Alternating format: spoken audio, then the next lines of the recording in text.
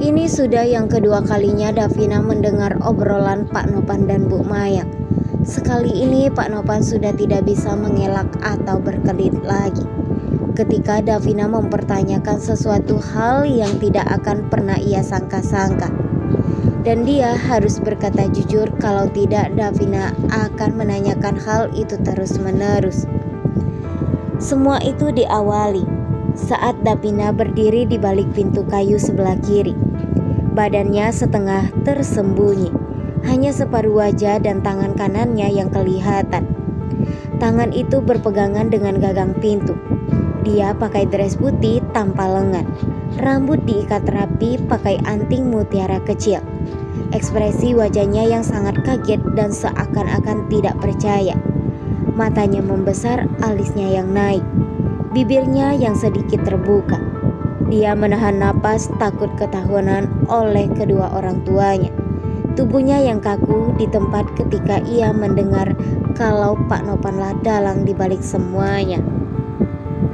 Di ruang tamu hanya ada dua orang saja.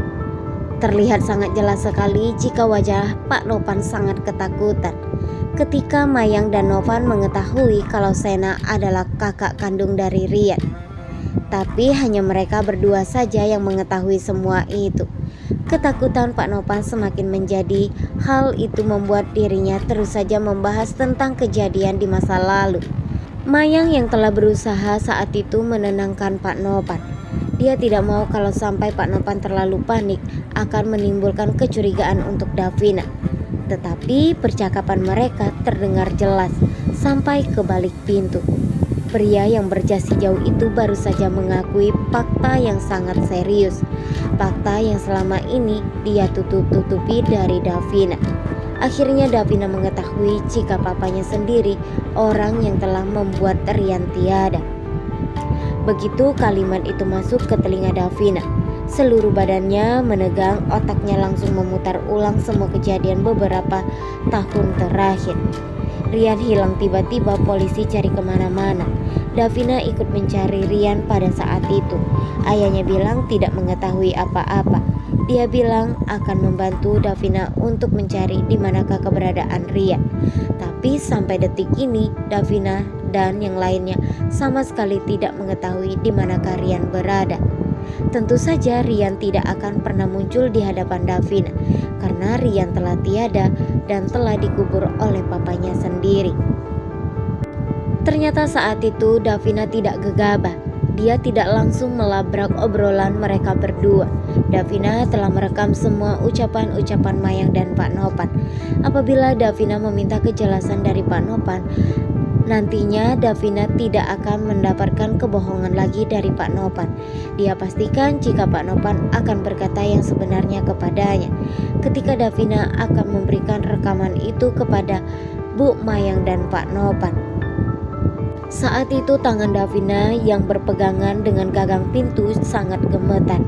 Napasnya pendek, dadanya terasa sangat sesak sekali. Dia menutup mulutnya sendiri pakai tangan kiri supaya tidak ada keluar suara yang telah ia dengar obrolan papa dan mamanya. Air matanya langsung naik ke pelupuk mata, tapi tidak dia tahan. Dia benar-benar menangis pada saat itu dan dia merasa jika dirinya telah dibohongi bertahun-tahun oleh orang terdekatnya sendiri. Dan papanya sendiri telah tega melakukan hal yang membuat dirinya sangat membenci papanya. Pikiran Davina benar-benar sangat kacau sekali. Di satu sisi, ayahnya adalah orang yang sangat berarti sekali bagi hidupnya. Namun di satu sisi lagi, kebenaran akan mencari keadilan, sehingga membuat Davina tidak mengetahui apa yang ia harus lakukan dan ia perbuat sampai saat ini. Davina langsung menelpon Sena. Dia akan menceritakan tentang apa yang telah ia dengar barusan.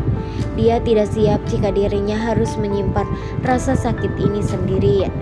Saat ini Davina tidak mengerti apa yang ia harus lakukan dan apa yang ia harus perbuat. Harus bagaimana ia bersikap kepada papanya sendiri. Perasaan Davina benar-benar campur aduk. Rasa benci, kecewa, dan marah dan emosi kepada ayahnya sendiri membuat dirinya semakin sangat kecewa kepada Pak Nopan. Pak Nopan yang belum mengetahui kalau Davina telah mengetahui semuanya. Pak Nopan masih bersikap biasa saja saat bertemu dengan Davina, tapi dia merasa sangat janggal ketika perubahan yang telah dilakukan oleh Davina. Davina benar-benar berubah saat itu, detik itu juga ketika ia mengetahui tentang kebenaran itu.